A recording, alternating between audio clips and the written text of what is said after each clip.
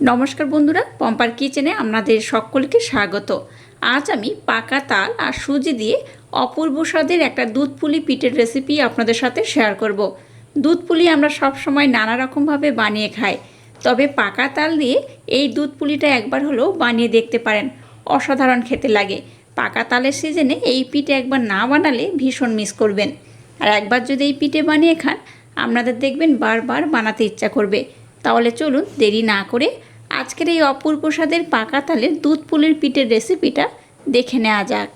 আজকের পাকা তালের যে পিঠে বানাবো তার জন্য দেখুন প্রথমে গ্যাসটা জ্বেলে দিয়ে এরকম একটা ফ্রাই প্যান বসিয়ে দিয়েছি। এর মধ্যে অল্প একটু আমি লিকুইড দুধ দিয়ে দেব। দুধের মধ্যে দিয়ে দেবো পাকা তালের পাল্প অল্প করে, খুব বেশি দরকার নেই, অল্প করে দিলেই হবে। এবার দুধের সাথে পাকা তালের পাল্পটাকে একটু ঘন করে আমি ফুটিয়ে নেব। একদম ঘন করে মাখো মাখো করে ফুটিয়ে নিতে হবে। গ্যাসের ফ্লেমটাকে একদম লো দিয়ে দেখুন এই মিশ্রণটাকে আমি ঘন করে জাল দিয়ে ফুটিয়ে নিয়েছি। দেখে বুঝতেই পারছেন কতটা আমি ঘন করে ফুটিয়ে নিয়েছি। এবার এখানে দিয়ে দেবো এই কাপের মাপ করে 1 কাপের একটু কম সুজি। এবার এই সুজির সাথে পাকা তালের মিশ্রণটাকে একটু ভালোভাবে আমি নাড়াচাড়া করে মেখে নেব। যেমন একটা ডো বানালে হয় ঠিক সেইভাবে কিন্তু সুন্দর করে এটাকে জাল দিয়ে মেখে নিতে হবে। গ্যাসের ফ্লেমটাকে একদম লো রেখে এই প্রসেসটা করবেন, নতুবা কিন্তু এই ফ্রাই প্যানের তলাতে লেগে যেতে পারে। গ্যাসের ফ্লেমটাকে লো রেখে মিশ্রণটাকে দেখুন যেমন ডো হয় ঠিক সেইভাবেই কিন্তু আমি বানিয়ে নিয়েছি। তো এটাকে কিন্তু আমি আর ঘন করব না বা আর জাল দেব না। এবার আমি গ্যাসটাকে বন্ধ করে দিলাম। এবার এই মিশ্রণটাকে আমি একটু হালকা ঠান্ডা করে নেব, তারপর আমি নেক্সট স্টেপ আপনাদের সাথে শেয়ার করব। ততক্ষণে একটা পুরের দরকার, মিশ্রণটা ততক্ষণ ঠান্ডা হতে থাকুক, আমি ততক্ষণে একটা পুর বানিয়ে নেব। এবার দেখুন আবার আমি একটা ফ্রাই প্যান বসিয়ে দিয়েছি, এখানে আমি পুরটাকে বানিয়ে নেব। প্রথমে এখানে এই 2 চামচের মতো লিকুইড দুধ আমি দিয়ে দেব।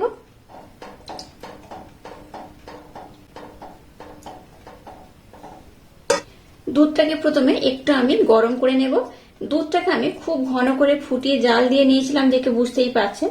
তো এবার দুধটাকে একটু আমি জাস্ট গরম করে নেব, ফোটানোর দরকার নেই, বা একটু ফুটিয়ে নিলেও হবে বা একটু গরম করে নিলেও হবে। দুধটাকে একটু আমি গরম করে নিয়েছি। এবার দেখুন নারকেল কুড়ো নিয়েছি, এখানে ছোট্ট একটা নারকেল আমি কুড়িয়ে নিয়েছি। তো সেই নারকেল কুড়ো এখানে আমি দিয়ে দেব, সম্পূর্ণটা এখানে আমি দিয়ে দিলাম।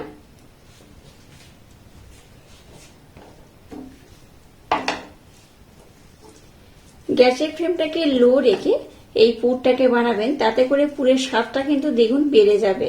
গ্যাসের ফ্লেমটাকে হাই দিলে কি হবে, এই পুরটা পুড়ে যাওয়ার সম্ভাবনা থাকবে।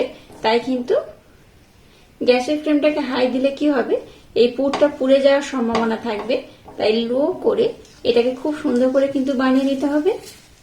মিষ্টির জন্য এখানে আমি প্লেন করা মিছরি দিয়ে দেবো এই 2 চামচ, খুব বেশি দরকার নেই, 2 চামচ দিলেই হবে। আপনারা এখানে মিছরির পরিবর্তে চিনিও অ্যাড করতে পারেন, তবে আমি কিন্তু চিনিটাকে একটু অ্যাভয়েড করি। এই মিছরি দিয়ে বেশি নানা ধরনের রেসিপি আমি আপনাদের সাথে শেয়ার করেছি। তো আপনারা চাইলে কিন্তু চিনি মিছরি যে কোনো একটা ব্যবহার করতেই পারেন। এবার এখানে দিয়ে দেবো ছোট্ট বাটির 1 বাটি মালাই। দুধের সরটাকে জমিয়ে জমিয়ে আমি মালাইটাকে বানিয়ে নিয়েছিলাম, এই মালাই এখানে আমি দিয়ে দেবো। সম্পূর্ণ মালাইটাকে এখানে আমি দিয়ে দিলাম।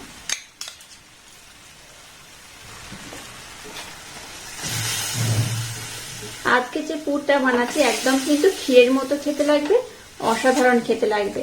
যে যে উপকরণ এখানে ব্যবহার করছি, আপনাদের হাতের কাছে এই উপকরণগুলো না থাকলে শুধুমাত্র দুধ, নারকেল কুড়ানো আর চিনি কিংবা মিছরি দিয়ে এই পুরটাকে বানিয়ে নিতে পারেন। এবার এখানে দিয়ে দেবো খোয়া ক্ষীর। খোয়া ক্ষীর আমি অল্প করে নিয়ে নিয়েছি, দিয়ে দিলাম। একদম ইউনিক পদ্ধতিতে আজকে যে আমি এই যে পুরটা বানাচ্ছি, একবার হলো ট্রাই করবেন, আশা করছি আপনাদের ভীষণ ভালো লাগবে। এবার এখানে এলাচ পাউডার দিয়ে দেবো ছোট্ট চামচের 1 চামচ। গ্যাসের ফ্লেমটাকে এই পর্যায়ে লো টু হালকা মিডিয়াম দিয়ে এবার এই পুরটাকে আমি একটু মাখো মাখো করে বা একটু শুকনো করে বানিয়ে নেব। একদম শেষে এখানে আমি 1 চামচ মিল্ক পাউডার দিয়ে দিলাম। মিল্ক পাউডার অপশনাল, ব্যবহার নাও করতে পারেন, তবে করলে কিন্তু এই যে পুরটা বানাচ্ছি বা যে ক্ষীরের পুর বানাচ্ছি এটা কিন্তু খেতে খুবই সুন্দর লাগে। গ্যাসের ফ্লেমটাকে এবার একদম লো করে দেবো, যেহেতু দেখুন অনেকটাই কিন্তু শুকনো হয়ে গেছে বা মাখো মাখো হয়ে গেছে। গ্যাসের ফ্লেমটাকে লো দিয়ে দেখুন এটাকে আমি খুব সুন্দর করে বানিয়ে নিয়েছি। আর দেখুন পুরটা কিন্তু আর বেশি ঘন করব না, কারণ এটা যদি খুব শুকনো হয়ে যায় বা আরও যদি ঘন করি এটা ঠান্ডা হলে কিন্তু আরও শুকনো হয়ে যাবে। এবার আমি গ্যাসটাকে বন্ধ করে দিলাম। পুরটা দেখুন একদম রেডি হয়ে গেছে। পুরটাকে বানিয়ে নিয়েছি আর এই মিশ্রণটাকে একটু হালকা আমি ঠান্ডা করে নিয়েছি। এবার এটাকে আমি খুব ভালোভাবে মেখে নেব। মাখার সময় একটু নরম মনে হলে এইভাবে হাতের মধ্যে একটু ময়দা নিয়ে নিতে হবে। আর ময়দা অবশ্যই একটু লাস্টে ব্যবহার করবেন, তাতে করে আজকে যে পিঠে বানাবো তার কিন্তু রেজাল্টটা পারফেক্ট হবে আর খুব সুন্দর হবে। কারণ এই ময়দা একটু দিলে এর বাইন্ডিংটা খুব সুন্দর হবে। এবার এটাকে আমি খুব সুন্দর করে মোলায়েম সফট করে মেখে নেব। দেখুন মিশ্রণটাকে একদম মোলায়েম সফট করে মেখে নিয়েছি। এবার এই ধারে একটু আমি ময়দা নিয়ে নিলাম। যেহেতু মিশ্রণটাকে একটু নরম করে মাখিয়েছি তাই একটু হাতের মধ্যে এইভাবে ময়দা লাগিয়ে নেব, তাতে করে মিশ্রণটার হাতের মধ্যে লেগে যাবে না। আর একটু নরম করে মাখালে কি হয়, পিঠের রেজাল্টটা দুর্দান্ত হয়। এটাকে এইভাবে আমি লম্বা করে নিলাম। এবার এখান থেকে ছোট্ট ছোট্ট করে আমি লেচি কেটে নেব। এই দেখুন একদম কিন্তু ছোট্ট ছোট্ট করে কাটবো, তাতে করে কি হবে আজকে যে পিঠেটা বানাবো দেখতে খুব সুন্দর হবে, খেতেও কিন্তু বেশ ভালো লাগবে। এইভাবে ছোট্ট ছোট্ট করে আমি লেচি কেটে নিলাম আর সমস্ত মিশ্রণ দিয়ে একইভাবে আমি লেচিটাকে কেটে নেব। এবার দেখুন হাতটাকে আমি ধুয়ে নিয়েছি। এবার এইভাবে একটা করে এই লেচি নেব আর এইভাবে গোল করে নেব। প্রথমে বেশ কয়েকটা আমি গোল করে নেব। দেখুন বেশ কয়েকটা আমি গোল করে নিয়েছি। এবার আমি পিঠেটা বানিয়ে আপনাদের দেখিয়ে দেবো কেমন করে বানাতে হবে। আমি আজকে দুধ পুলি বানাবো, তার জন্য কিন্তু পুলি পিঠে বানালে যেমন হয়, বা আমি তো আজকে যেহেতু পুলি পিঠে বানাচ্ছি তাই এইভাবে কিন্তু একদম ছোট্ট ছোট্ট করে বাটি করে নেব।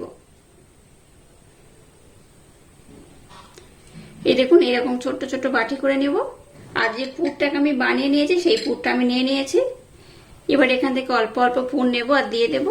পুরের পরিমাণ খুব বেশি দেব না, যেহেতু একদম ছোট্ট ছোট্ট করে আমি পিঠেটা বানাবো তাই কিন্তু খুব বেশি করে পুর আমি দেব না। খুব বেশি পুর দিলে পিঠেটা ফেটে যাওয়ার সম্ভাবনা থাকবে, তাই কম কম পুর দিয়ে কিন্তু বানিয়ে নিতে হবে। আর এই পুলি পিঠে কিন্তু আপনারা আপনাদের মনের মতো ডিজাইন করতে পারেন, তবে যদি একদম সহজ পদ্ধতিতে বানাতে চান তাহলে কিন্তু এইভাবে বানিয়ে নেবেন। এই দেখুন এইভাবে পুলি পিঠে বানানো সব থেকে সহজ, কোন রকম ডিজাইন করতে হয় না। এইভাবে সহজ পদ্ধতিতে বানিয়ে নেবেন, দেখতেও ভালো লাগবে, খেতেও খুব সুন্দর লাগবে। আর এটা খুব তাড়াতাড়ি কিন্তু বানানো হয়ে যায়। আর দেখুন কত সুন্দর দেখতে হয়েছে। আর এইরকম ছোট্ট ছোট্ট করে যদি বানিয়ে নেন তাতে করে দেখতে খুব ভালো হয়। আর এইরকম ভাবে সবগুলোকে বানিয়ে নেব। তো আর একটা বানিয়ে আমি আপনাদের দেখিয়ে দেব। আর একটাকে নিয়ে নিয়েছি। আবারও দেখুন খুব সুন্দর বাটি করে নিয়েছি। আবারও এই পুরটাকে দিয়ে দেব।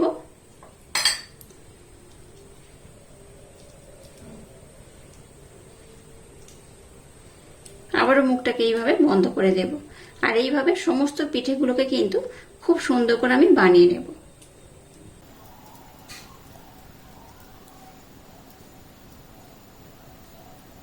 দেখুন কত সুন্দর দেখতে হয়েছে। একদম এইভাবে ছোট্ট ছোট্ট করে খুব সুন্দর করে বানিয়ে নেব সবগুলোকে। দেখুন আজকে যে পুলি পিঠে বানাবো তার জন্য পিঠেগুলোকে একদম রেডি করে নিয়েছি। আর কত সুন্দর দেখতে হয়েছে দেখুন। যারা অন্যান্য ডিজাইন করতে পারবেন না, খুব সহজে বা হাতে কম সময় থাকলে এইভাবে ডিজাইনটা করে নেবেন, তাতে এটা দেখতেও সুন্দর হবে, খেতেও কিন্তু ভালো লাগবে। তো এইভাবে দেখুন সমস্ত পিঠেগুলোকে আমি খুব সুন্দর করে বানিয়ে নিয়েছি। চলুন এবার আমি নেক্সট স্টেপ আপনাদের সাথে শেয়ার করব। এবার দেখুন গ্যাসটাকে জ্বেলে দিয়ে একটা কড়া বসিয়ে দিয়েছি।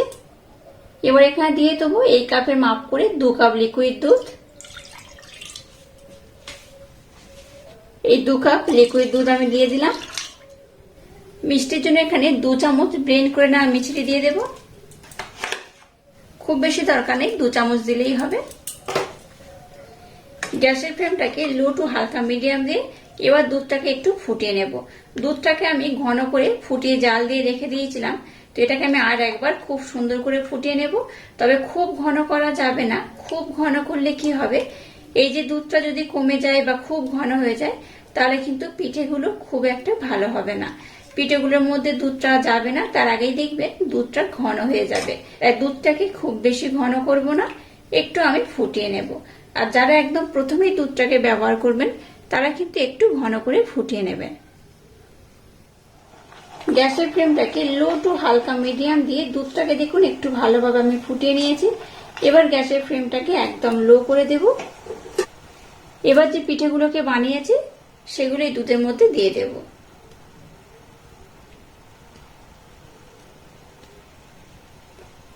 সমস্ত পিঠেগুলোকে দিয়ে দেব।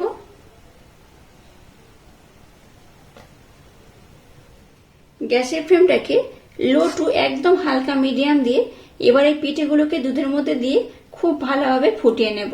এটাকে অবশ্যই ঢাকা দিয়ে দেবেন। 5 মিনিটের জন্য ঢাকা দিয়ে এটাকে ফুটিয়ে নিলেই কিন্তু খুব ভালোভাবে এটা সিদ্ধ হয়ে যাবে। যেহেতু সুজিটাকে আগে থাকতে আমি একটু জাল দিয়ে যেহেতু ফুটিয়ে নিয়েছিলাম, বা যে মাখাটা মেখেছি আমি জাল দিয়ে নিয়েই মেখেছি, তাই এটা কিন্তু সিদ্ধ হতে খুব একটা বেশি সময় লাগবে না। যাই হোক, গ্যাসের ফ্লেমটাকে একদম লো দিয়ে 2 থেকে 3 মিনিট বা 5 মিনিটের জন্য ঢাকা দিয়ে রাখলে এটা খুব ভালোভাবে সুসিদ্ধ হয়ে যাবে। আর এইভাবে দুধের মধ্যে দিয়ে পিঠেগুলোকে আমি সুন্দর করে ফুটিয়ে নেব। গ্যাসের ফ্লেমটাকে একদম লো দিয়ে এটাকে ঢাকা দিয়ে দেখুন খুব সুন্দর করে সুসিদ্ধ করে নিয়েছি। আর দেখে বুঝতেই পারছেন কতটা সুন্দর হয়েছে, একটাও কিন্তু ভেঙে যায়নি, খুব সুন্দরভাবে হয়ে গেছে। আর দুধটা দেখুন একদম ঘন হয়ে গেছে। এই পর্যায়ে গ্যাসটাকে আমি বন্ধ করে দিলাম। আজকের পাকা তালে যে দুধ পুলি পিঠে বানিয়েছি একদম রেডি হয়ে গেছে। চলুন এবার একটা পাত্রের মধ্যে এটাকে আমি সার্ভ করে নেব। আর এটাকে একটা পাত্রের মধ্যে সার্ভ করার আগে আমি দেখাচ্ছি, দেখুন একটাও পিঠে ভেঙে যায়নি। আপনারা দেখলেই বুঝতে পারবেন। এই দেখুন পিছনের পোর্শনও একটুও ভেঙে যায়নি, আর সামনের পোর্শনটাও কিন্তু একটুও কিছু হয়নি, খুব সুন্দরভাবে হয়ে গেছে। এই দেখুন, দেখে বুঝতেই পারছেন কতটা অপূর্ব হয়েছে। এবার এই পিঠেগুলোকে এই পাত্রের মধ্যে আমি সার্ভ করে নেব। কত সুন্দর দেখতে হয়েছে দেখুন। এটা দেখতে যেমন সুন্দর, খেতে কিন্তু তেমনই অপূর্ব, অসাধারণ।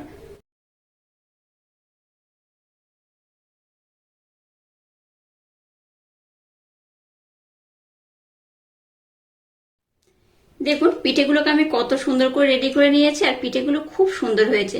একটা কেটে আমি আপনাদের দেখাচ্ছি, দেখুন এই পিঠেটা কত অপূর্ব হয়েছে, ভিতরে একদম পুরে ভরপুর। এইভাবে একবার হলো ট্রাই করবেন, বাচ্চা থেকে বড় সবাই ভীষণ পছন্দ করবে আর খুব মজা করে খাবে। আর আজকে যে পুরটা বানিয়েছি সেটা তো অসাধারণ খেতে লাগবে। আপনারা পুরটা দেখেই বুঝতে পেরেছেন যে এটা কতটা অপূর্ব খেতে হতে পারে। পাকা তালের সিজনে এইভাবে একবার যদি না বানিয়ে খান তাহলে ভীষণ মিস করবেন, আর একবার খেলে বারবার বানাবেন। আর আজকের এই অপূর্ব স্বাদের পাকা তালের পিঠের রেসিপিটা যদি আপনাদের ভালো লাগে তাহলে চ্যানেলটাকে লাইক, শেয়ার, কমেন্ট এবং সাবস্ক্রাইব করবেন, আর পাশে থাকা বেল আইকনটা প্রেস করে দেবেন। তাহলে টাটা, আবার দেখা হচ্ছে নতুন কোনো রেসিপি নিয়ে।